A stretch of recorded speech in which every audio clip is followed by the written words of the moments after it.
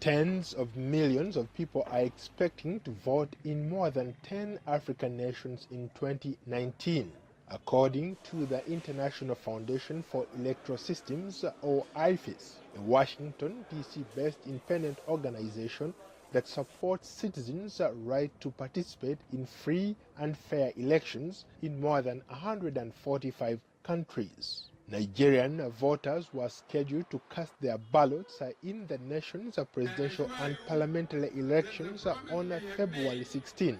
But just 5 hours prior to the polls opening, the country's Independent National Electoral Commission announced a one-week delay in the vote to Saturday, February 23rd.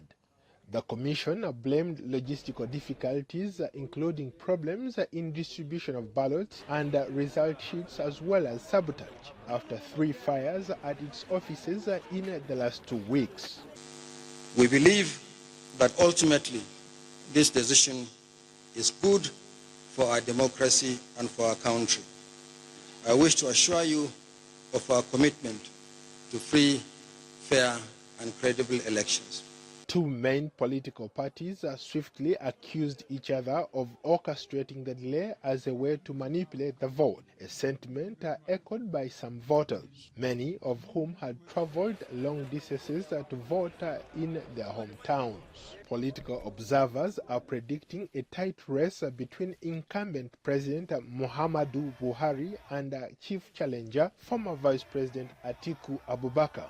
Buhari, 75, has been in office since 2015. In Senegal, voters head to the polls on February 24th, where incumbent President Macky Sall is facing 4 other primary challengers. President Sall, 57, was first elected in 2012. 2 opposition leaders, former Dakar Mayor Khalifa Sall and ex-Minister Karim Wade, were barred from running due to previous convictions for misuse of public funds.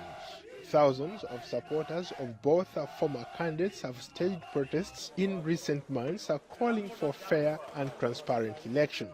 The former French colony is seen as a model of democracy in the region, having never experienced a coup and successfully staging peaceful transfers of power in 2000 and 2012. Stakes are high in South Africa as voters gear up for general elections on May 8th. The ruling African National Congress Party, ANC, is looking to reverse its declining popularity due to weak growth, unemployment, and corruption.